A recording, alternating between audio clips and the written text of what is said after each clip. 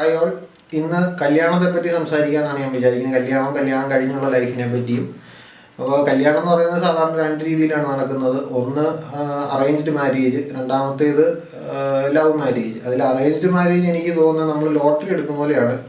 ഒന്നും പ്രതീക്ഷിക്കാതെ അങ്ങ് എടുത്താൽ മതി, കിട്ടിയാൽ ഊട്ടിയില്ല ചട്ടി. മിക്കവാറും ആൾക്കാർക്ക് എന്തെങ്കിലും ഒരു പ്രോത്സാഹന സമ്മാനമെങ്കിലും അടിക്കാറുണ്ട്, എന്നാൽ തീരെ ഒട്ടും അടിക്കാതെ പോകുന്നവർ വളരെ കുറവാണ്. രണ്ടാമത്തെ ടൈപ്പ് മാരേജ് എന്ന് പറയുന്നത് ലവ് മാരേജ്. ലവ് മാരേജിലും ഏകദേശം ഇങ്ങനെയൊക്കെ തന്നെയാണ് അവസ്ഥ. കാര്യം പെണ്ണുങ്ങളൊക്കെ മിക്കവാറും പറയും, ലവ് മാരേജിന് പോകുന്ന പെണ്ണുങ്ങളൊക്കെ പറയും ചെറുക്കനെ എനിക്ക് നന്നായിട്ട് അറിയാം, അവനെ നേരത്തെ തന്നെ എനിക്ക് അറിയാൻ പറ്റി, അപ്പോൾ അതുകൊണ്ട് എനിക്ക് കല്യാണം കഴിക്കാമെന്നൊക്കെ പറ്റും. പക്ഷെ അറിയാൻ പറ്റുമെന്ന് പറഞ്ഞൊക്കെ കണക്കാണ്. കല്യാണം കഴിക്കുന്നതിൻ്റെ തലേ ദിവസം വരെ ഈ പെണ്ണ് വിചാരിക്കുന്നത് ഇവൻ ടൊവിനോ തോമസ് ആണ് അല്ലെങ്കിൽ ദുൽഖർ സൽമാൻ ആണെന്നൊക്കെ ആയിരിക്കും ചെറുക്കനെ പറ്റി വിചാരിക്കുന്നത്. കല്യാണം കഴിഞ്ഞ 1 മാസം അല്ലെ 2 മാസത്തിനുള്ളിൽ ഇവർക്ക് മനസ്സിലാവും കിട്ടിയത് നരേന്ദ്രപ്രസാദിനെയാണെന്ന് മനസ്സിലാവും. നല്ലൊരു ട്രാൻസ്ഫർമേഷൻ ആയിരിക്കും അവിടെ ഉണ്ടാകുന്നത്. ഈയിടയ്ക്ക് ഒരു ട്രോള് ഞാൻ കണ്ടായിരുന്നു. ഒരു പെണ്ണ് കല്യാണം കഴിച്ച് കഴിഞ്ഞ് പിണങ്ങി തിരിച്ച് വീട്ടിൽ വരികയാണ്. വീട്ടിൽ വന്ന് നിന്നപ്പോഴത്തേക്ക് അപ്പൻ ചോദിക്കും എന്നാ പറ്റി മോളെന്ന് ചോദിക്കുമ്പോഴത്തേക്ക് അവള് പറയും അങ്ങേർക്ക് ഭയങ്കര അരിശാണ്, ഒന്ന് പറഞ്ഞ് രണ്ടാമത്തേന് എനിക്കിട്ട് പിടിച്ച് തല്ലും, ഒടുക്കത്തെ അഹങ്കാരിയാണ്, എനിക്ക് ഒന്നും അങ്ങോട്ട് മിണ്ടാൻ പറ്റില്ല എന്നൊക്കെ പറയും. അപ്പോൾ അപ്പൻ ചോദിക്കും കല്യാണത്തിന് മുമ്പ് നിന്റെ വാട്സാപ്പ് സ്റ്റാറ്റസ് എന്നായിരുന്നു എന്ന് ചോദിക്കും. കലിപ്പൻ്റെ കാന്താരി. അപ്പോൾ അരിശപ്പെടുന്നതൊക്കെ ഇതിനു മുമ്പ് നമുക്ക് അങ്ങനെ കുഴപ്പമില്ല എന്നൊക്കെ തോന്നും. പക്ഷേ ഇത് കല്യാണം കഴിച്ച് കഴിയുമ്പോഴത്തേക്കാണ് നമുക്ക് യഥാർത്ഥ സ്വഭാവം മനസ്സിലാകുന്നത്, യഥാർത്ഥത്തിൽ അവൻ ആരായിരുന്നു എന്നുള്ളത് മനസ്സിലാകാൻ പോകുന്നത്. അപ്പോൾ നമുക്ക് ഈ കല്യാണം കഴിച്ച് കഴിയുമ്പോഴേ ഉള്ളൂ, അതുവരെ ഇപ്പം ചൂടാകുന്നതൊക്കെ നമുക്ക് നമ്മളോടുള്ള സ്നേഹം കൊണ്ടാണെന്നൊക്കെ തോന്നും. കല്യാണം കഴിച്ച് കഴിയുമ്പോഴത്തേക്കും ഇവൻ്റെ ചൂട് നമുക്ക് സഹിക്കാൻ പറ്റാതെ വരുന്നത്. തന്നെയല്ല അതുവരെ ചൂട് മാത്രം ഉണ്ടായിരിക്കും, അതുവരെ അവൻ്റെ മനസ്സിൻ്റെ ചൂട് മാത്രം അറിഞ്ഞുകൊണ്ടിരുന്നത് ചിലപ്പോൾ കല്യാണം കഴിയുമ്പോഴത്തേക്കും അവൻ്റെ കൈയുടെ ചൂടും കൂടെ അറിഞ്ഞു തുടങ്ങും. അപ്പോഴത്തേക്കും അവർക്ക് സഹിക്കാൻ പറ്റാതെ വരും. പിന്നെ അറേഞ്ച്ഡ് മാരേജിലാണെങ്കിൽ എനിക്ക് തോന്നുന്നത് നല്ലൊരു പാർട്ടുള്ളത് എന്താണെന്ന് വെച്ചാൽ പെണ്ണ് കാണലാണ്. വളരെ ഇൻട്രസ്റ്റിംഗ് ഒരു പാർട്ടാണ്.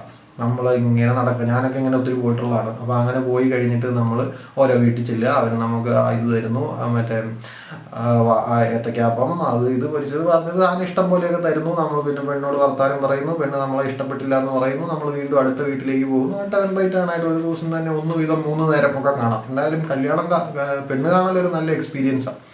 അപ്പോൾ അങ്ങനെ പെണ്ണൊക്കെ കണ്ട് നമ്മൾ ഒരു ഏകദേശം ഒരു തീരുമാനമൊക്കെ ആയി കഴിയുമ്പോഴത്തേക്കും നമ്മൾ പിന്നെ ഒരു പോക്കൂടെ ഉണ്ട്. അത് പെണ്ണിൻ്റെ കുറച്ച് ചെറുക്കൻ്റെ വീട്ടുകാർ പറയും ഞങ്ങളുടെ അപ്പാപ്പന്മാർക്കൊക്കെ പെണ്ണിനെ ഒന്ന് കാണണമെന്നുണ്ട്, അതുകൊണ്ട് ഞങ്ങൾ ഒന്നുകൂടെ അങ്ങ് വരാം എന്നും പറഞ്ഞൊരു വരവാണ്. എന്നിട്ട് ആ വരവിൻ്റെ ഉദ്ദേശം മറ്റൊന്നുമല്ല, കുറച്ച് നേരം കഴിഞ്ഞ് ഒരു ബെടക്ക് ലുക്കുള്ള കാണുന്നവരെ എല്ലാ വീട്ടിലും കാണും. അങ്ങേര് പയ്യെ ഇടയ്ക്ക് വെച്ചിട്ട് പെണ്ണിൻ്റെ അപ്പനോടോ അല്ലെ അപ്പാപ്പനോടോ നൈസായിട്ട് ചോദിക്കും, അതെ നിങ്ങൾ നിങ്ങളുടെ കൊച്ചിന് എന്നാ കൊടുക്കും എന്നൊരു ചോദ്യമാണ്.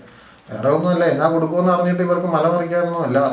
ആകെ ഉദ്ദേശം ചെറുക്കനൊരു പെങ്ങളുണ്ടെങ്കിൽ അവർക്ക് കൊടുത്താൽ അത്രയും ഇവന് കിട്ടുമോ എന്നുള്ളതാണ് ആദ്യത്തെ ഒരു സംശയം. പിന്നെ രണ്ടാമത്തെ ഇവർക്ക് ഉദ്ദേശിക്കുന്ന അത്രയും കിട്ടില്ലെങ്കിൽ ഇവിടെ വെച്ച് ഉപേക്ഷിക്കാമല്ലോ, അത് ആദ്യത്തെ പോയിന്റ്. ഇനി ഉദ്ദേശിക്കുന്നതിൽ ഒത്തിരി കൂടുതലാണ് കിട്ടുന്നതെങ്കിൽ അതിനനുസരിച്ച് അതിനനുസരിച്ച് പ്ലാൻ ചെയ്യാമല്ലോ. അപ്പോൾ കല്യാണത്തിന് 2 കൂട്ടം ഇറച്ചി കൊടുക്കാനാണ് പ്ലാൻ ചെയ്യുന്നതെങ്കിൽ കൂടുതൽ കിട്ടുന്നുണ്ടെങ്കിൽ അപ്പോൾ അതിനനുസരിച്ച് ഒരു 3 കൂട്ടം ഇറച്ചി ആവാം. അല്ലെങ്കിൽ ഇപ്പോൾ ഒരു ഡ്രോൺ വെച്ചിട്ടാണ് ഷൂട്ട് ചെയ്യാൻ ഉദ്ദേശിക്കുന്നതെന്ന് വിചാരിക്കുക. അപ്പം കല്യാണം 1 ലക്ഷം രൂപ അധികം, നമ്മൾ പ്രതീക്ഷിച്ചതിൽ ഒരു 2 ലക്ഷം രൂപ അധികം കിട്ടി, എന്നാൽ ഒരു ഡ്രോണൂടെ അങ്ങ് വെച്ചേക്കാം. ഇനി അച്ഛനെ കൊണ്ടാണ് കെട്ടിക്കാൻ ഉദ്ദേശിക്കുന്നതെങ്കിൽ വേണ്ട, ബിഷപ്പിനെ കൊണ്ടാണ് കെട്ടിച്ചേക്കാം. ഈ വക കാര്യങ്ങളൊക്കെ തീരുമാനിക്കുന്നത് ഈ നിങ്ങളുടെ മകൾക്ക് നിങ്ങൾ എന്നാ കൊടുക്കും എന്നുള്ളതിൻ്റെ ഉത്തരത്തെ ബേസ് ചെയ്തിട്ടാണ് തീരുമാനിക്കുന്നത്. അപ്പോൾ ഈ കിട്ടുന്നതിനെ പറ്റി ഞാൻ പലപ്പോഴും ചിന്തിച്ചു നോക്കണം. എൻ്റെ ഒരു അവലോകനത്തിൽ കൂടെ എനിക്ക് തോന്നിയത് എന്നാന്ന് ചോദിച്ചു കഴിഞ്ഞാൽ, ഇത് കൊടുക്കുന്നതിൻ്റെ ഉദ്ദേശം എന്ന് പറഞ്ഞു കഴിഞ്ഞാൽ ഒരു അപകടത്തിൽപ്പെടുന്ന ഒരാൾക്ക് ഒരു നഷ്ടപരിഹാരം കൊടുക്കുന്നത് ഒരു പതിവാണല്ലോ. അപ്പം നഷ്ടപരിഹാരം കൊടുക്കുന്നത് എങ്ങനെയാണെന്ന് ചോദിച്ചാൽ ആ അപകടത്തിൻ്റെ ഒരു ആഘാതം അനുസരിച്ച്, അത് എന്തോ ഒരു ആഘാതം, അത് സാധാരണ അപകടത്തിൽപ്പെടുന്നവർക്ക് അപകടത്തിൽ പെട്ട് കഴിഞ്ഞിട്ടാണ് ദുരിതാശ്വാസ തുക കൊടുക്കുന്നത്. പക്ഷേ ഈ ഒരു കേസിൽ മാത്രം എന്താണെന്ന് ചോദിച്ചാൽ അഡ്വാൻസ് ആയിട്ട് ദുരിതാശ്വാസ തുക കൊടുക്കും. കാരണം എന്താണെന്ന് അത് അഡ്വാൻസ് ആയിട്ട് കൊടുക്കാൻ പറ്റുന്നത് എന്തുകൊണ്ടാണെന്ന് ചോദിച്ചു കഴിഞ്ഞാൽ ഈ പെണ്ണിൻ്റെ അപ്പനറിയാം ഈ ചെറുക്കൻ എന്തോരം വലിയ അപകടത്തിലാണ് പെടാൻ പോകുന്നതെന്ന് പെണ്ണിൻ്റെ അപ്പനും അമ്മയ്ക്കും അറിയാം. അപ്പോൾ അതിനനുസരിച്ചൊരു തുക അവർ കണ്ടുപിടിച്ചങ്ങ് പറയും. അതായത് ഇത്ര കൊടുത്താലേ ശരിയാവുള്ളൂ, ഇത്രയെങ്കിലും കൊടുക്കണം ഇവന്, അതിനുള്ളതുണ്ട് എൻ്റെ മോള് എന്നാണ് അവർ ചിന്തിക്കും. അപ്പോൾ അങ്ങനെ കൊടുത്ത് അതങ്ങ് മേടിക്കുക എന്നുള്ളതാണ് അടുത്തൊരു വസ്തുത. ഇതിനകത്ത് ഏറ്റവും നല്ലൊരു പാർട്ടുള്ള എന്താണെന്ന് ചോദിച്ചാൽ, കല്യാണം ഉറപ്പിയിലൊക്കെ കഴിഞ്ഞ് സത്യക്രിസ്ത്യാനികൾക്കെല്ലാം ഒരു ഇതുണ്ട്. സത്യക്രിസ്ത്യാനി എന്ന് പറയുമ്പം എല്ലാവരും ഓർക്കരുത്, ബാക്കിയുള്ളവരെല്ലാം കള്ളക്രിസ്ത്യാനികളാണെന്ന് ഓർക്കരുത്, അതൊരു പ്രയോഗം അനുസരിച്ച് അങ്ങ് പറഞ്ഞതേ ഉള്ളൂ. അപ്പോഴത്തേക്കും അവർക്കുള്ള ഒരു ഏറ്റവും വലിയ ഗുണം എന്നാന്ന് ചോദിച്ചു കഴിഞ്ഞാൽ അവർക്കൊരു പ്രീ മാരേജ് കോഴ്സ് എന്ന് പറഞ്ഞൊരു കോഴ്സുണ്ട്. നല്ല കിടുക്കൻ കോഴ്സാണ് അത്. എനിക്കത് വളരെ ഇഷ്ടപ്പെട്ട ഒരു സംഭവമാണ്. ഞാൻ ഈ കോഴ്സ് അറ്റൻഡ് ചെയ്തത് ബാംഗ്ലൂർ ക്രൈസ്റ്റ് ധർമ്മരാം കോളേജ് എന്ന് പറഞ്ഞ ക്രൈസ്റ്റ് കോളേജിലാണ് ഈ കോഴ്സ് ഞാൻ അറ്റൻഡ് ചെയ്തത്. അവിടെ വരുന്ന പലരുടെയും വർത്തമാനം കേട്ട് കഴിഞ്ഞാൽ നമുക്ക് തോന്നും ഇവനെ എങ്ങനെയെങ്കിലും ഇതിൽ നിന്നൊന്ന് പിന്തിരിപ്പിക്കുക എന്നുള്ളതാണ് അവരുടെ ഉദ്ദേശം എന്ന് എനിക്ക്. അപ്പം നമ്മളാണെങ്കിൽ എങ്ങനെയെങ്കിലും ഒന്ന് കല്യാണം കഴിച്ചാൽ മതി എന്ന് പറഞ്ഞ് നമ്മൾ നിൽക്കുമ്പോഴത്തേക്കും ഈ ക്ലാസ് എടുക്കാൻ വരുന്നവരൊക്കെ നീ ഇതിലേക്ക് പോകരുത്, നിനക്ക് അങ്ങനെ സംഭവിക്കും ഇങ്ങനെ സംഭവിക്കും. നിനക്ക് മാത്രമല്ല അവർക്കും, ഞാൻ എൻ്റെ പാർട്ട് പറഞ്ഞെന്ന് മാത്രമേ ഉള്ളൂ, പെണ്ണുങ്ങളോടും പറയും നിങ്ങൾക്കും ഇങ്ങനെ ബുദ്ധിമുട്ട് വരും, അത് വരും ഇത് വരും എന്നൊക്കെ അവർ പറയും. അപ്പം നമുക്കാണെങ്കിൽ ഇത് ഒരു എക്സാമ്പിൾ പറയുകയാണെങ്കിൽ ഈ ചക്ക മുറിച്ച് വെക്കുമല്ലോ, ചക്ക മുറിച്ച് വെക്കുമ്പോഴത്തേക്കും നല്ല മണം വരും. നല്ല മണം വരുമ്പോഴത്തേക്കും ഈ ഈച്ച ഓടിപ്പോയി അതേ പോയി ഇരിക്കും. ഇരിക്കുന്ന ഈച്ചയ്ക്ക് എന്ത് പറ്റുമെന്ന് ചോദിച്ചാൽ ഈ ചക്കയുടെ അരക്കുണ്ടല്ലോ, മുണഞ്ഞിന്ന് പറയുന്ന സാധനം, അത് പോയി ഈച്ച ഇരുന്നിട്ട് ഇരിക്കുന്ന ഈച്ചയ്ക്ക് പിന്നെ എഴുന്നേറ്റ് പോകാൻ പറ്റാത്ത അവസ്ഥ വരും. അപ്പോഴത്തേക്കും പോയി ഇരുന്ന ഈച്ച എന്ന് പറയുന്നത് ചോദിച്ചാൽ ബാക്കിയുള്ള ഈച്ചയോട് പറയും വന്നിരിക്കരുത് പെട്ടുപോകും വന്നിരിക്കരുത് എന്ന് പറയും. പക്ഷെ എന്നാലും പുറത്ത് നിൽക്കുന്ന ഈച്ചയ്ക്ക് എന്നാ തോന്നുന്നത്, അവൻ പോയി ഇരുന്ന് സൂചിക്കുകയാണ്. അവൻ സൂചിച്ചിട്ട് അവൻ എന്നോട് വരണ്ടാന്ന് പറഞ്ഞുകൊണ്ടിരിക്കുക. അതുകൊണ്ട് അവനും പോയിരിക്കും എന്ന് പറഞ്ഞാലാണ് കല്യാണം എന്ന് പറയുന്നൊരു സാധനം.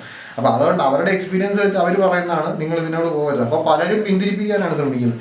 അപ്പം അതിനകത്ത് അവർ അതിനകത്ത് ഒരാൾ ക്ലാസ്സിലെടുക്കാൻ വന്നപ്പോൾ പറഞ്ഞൊരു മെയിൻ പോയിന്റ് ഞാൻ ഓർത്തിരിക്കുന്നത് എന്താണെന്ന് ചോദിച്ചാൽ, ആണുങ്ങളോട് പറഞ്ഞു നിങ്ങൾ കല്യാണം കഴിച്ചിട്ട് നിങ്ങളുടെ ജീവിതത്തിൽ നേരിടാൻ പോകുന്ന ഏറ്റവും വലിയ ചലഞ്ച് എന്ന് പറയുന്നത് നിങ്ങളുടെ ഭാര്യയും അവളുടെ അമ്മായിയമ്മയും കൂടെ ഒന്നിച്ചു കൊണ്ടുപോകുക എന്നുള്ളതാണ് നിങ്ങളുടെ ജീവിതത്തിൽ നേരിടാൻ പോകുന്ന ഏറ്റവും വലിയ ചലഞ്ച് എന്ന് പറയും.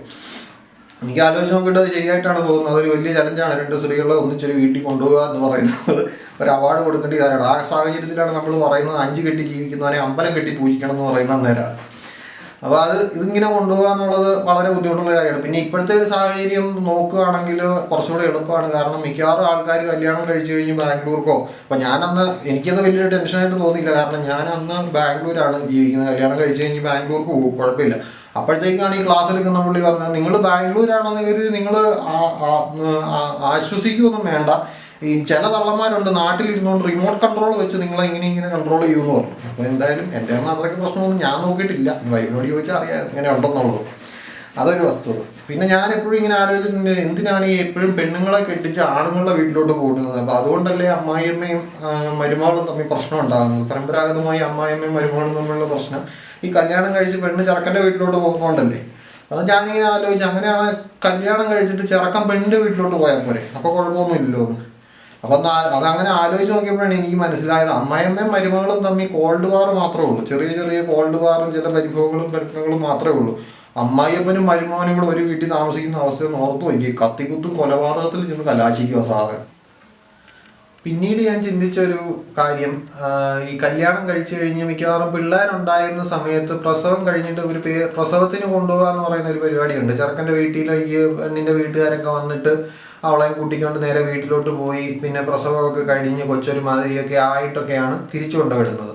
അപ്പോൾ ഈ ചെറുക്കൻ വളരെ ബുദ്ധിപരമായിട്ട് ഈ അവൻ്റെ ഭാര്യയുടെ അമ്മായിയമ്മയും ഒന്നിച്ചൊരു വീട്ടിൽ കൊണ്ടുപോയിക്കൊണ്ടിരിക്കുന്ന ഒരു സാഹചര്യത്തിൽ പിന്നെ ഈ പ്രസവത്തിന് എന്തിനാ അവളുടെ വീട്ടിലേക്ക് കൊണ്ടുപോകുന്നതെന്ന് ഞാൻ ചിന്തിച്ചു. അപ്പം എൻ്റെ ഭാര്യ ഇങ്ങനെ പ്രസവത്തിന് അവളുടെ വീട്ടിൽ പോയി നിന്ന സമയത്ത്, പ്രസവമൊക്കെ കഴിഞ്ഞ സമയത്ത് നമ്മൾ ഇടയ്ക്കിടയ്ക്ക് ഇങ്ങനെ അവിടെ പോകുമല്ലോ. അവിടെ ഭാര്യ ആഗ്രഹേ പരമസുഖം 4-ാം ദിവസം നായിക്ക് സമം എന്നാണല്ലോ. അപ്പം 4-ാം ദിവസം നായിക്ക് സമം ആകുമെന്ന് അറിയാവുന്നതുകൊണ്ട് ഞാൻ എപ്പോഴും പോയി നിൽക്കും. 3-ാം ദിവസം എൻ്റെ വീട്ടിലേക്ക് തിരിച്ചു പോരും. വീണ്ടും 2 ദിവസം കഴിഞ്ഞ് വീണ്ടും ഗ്യാപ്പ് ഇട്ടിട്ടില്ല. അപ്പം 3-ാം ദിവസം കൗണ്ടർ റീസെറ്റ് ചെയ്യും. ഒരിക്കലും 4-ാം ദിവസം നായിക്ക് സമമാകാനുള്ള ഒരു ഓപ്ഷൻ ഇതുവരെ കൊടുത്തിട്ടില്ല. അപ്പം അങ്ങനെ പോയി നിന്ന് 3 ദിവസം വീതം പോയി നിന്നപ്പോൾ എനിക്ക് തോന്നിയിട്ടുള്ള ഒരു കാര്യം എന്താണെന്ന് ചോദിച്ചാൽ, ഈ ഡെലിവറി കഴിയുമ്പോഴത്തേക്കും പെണ്ണുങ്ങൾക്ക് ഈ ഹോർമോണൽ ചേഞ്ചസ് ഒക്കെ വന്നിട്ട് ഭയങ്കര അരിശമുള്ള സമയമാണ്. ഭയങ്കര അരിശം, കാണുന്നതിനെല്ലാം അരിശമാണ്. ഊടുപാട് അരിശം, ഭർത്താവിനോട് അരിശം, അമ്മയോട് അരിശം, പിള്ളേരോട് അരിശം, എല്ലാത്തിനോടും അരിശം. അപ്പം ആ സമയത്ത് ഇവർക്ക് വേണ്ടിയത് എന്നാന്ന് ചോദിച്ചാൽ, ഇവരുടെ മനസ്സിൽ തോന്നുന്ന ഈ അരിശം മുഴുവൻ പറഞ്ഞു തീർക്കാൻ ഒരാളാണ് വേണ്ടിയത്. മിക്കവാറും ഭർത്താക്കന്മാർ ജോലിയുള്ളവരായതുകൊണ്ട് അവർ വീട്ടിൽ പോകുമല്ലോ. അപ്പോൾ അവർ ജോലിക്ക് പോകുമല്ലോ. അങ്ങനെ ജോലിക്ക് പോയിരിക്കുന്ന സമയത്ത് ഈ ചീത്ത മുഴുവൻ കേൾക്കുന്നത് പെണ്ണിൻ്റെ സ്വന്തം അമ്മയാണ്. കാരണം അവളുടെ വീട്ടിൽ നിൽക്കുന്നതുകൊണ്ട് അവളുടെ അമ്മയാണ് ഇത് അവിടെ നിന്ന് കേൾക്കുന്നത്. ഇനി പ്രസവത്തിന് അവിടെ കൊണ്ടുപോയിട്ടില്ല, സ്വന്തം ഭർത്താവിൻ്റെ വീട്ടിലാണ് നിൽക്കുന്നതെങ്കിൽ ഇത് കേൾക്കേണ്ടത് ആരാണ്? ഈ തെറി മുഴുവൻ കേൾക്കേണ്ടത് ആരാണ്? അവളുടെ അമ്മായിയമ്മയാണ്. അമ്മായിയമ്മ എത്ര നേരം മരുമകൾ പറയുന്ന തെറി കേൾക്കും. അതുകൊണ്ട് പഴയ കാരണവന്മാർ ബുദ്ധിപരമായി കണ്ടുപിടിച്ച ഒരു ഐഡിയ, പഴയതിനെല്ലാം നമ്മൾ വേണ്ടെന്ന് വയ്ക്കരുത്. അവർ ചെയ്യുന്ന എല്ലാ കാര്യങ്ങൾക്കും ഒരു റീസൺ ഉണ്ട്. ഇതിൻ്റെ റീസൺ ഇതാണ്, സേഫായിട്ട് അവിടെ പോയി നിൽക്കുക. കാരണം ആ സാഹചര്യം ഈ ഭർത്താവിന് ഹാൻഡിൽ ചെയ്യാൻ പറ്റുന്ന ഒരു സാഹചര്യം ആയിരിക്കുകയില്ല. അത്രേ ഉള്ളൂ. Thank you.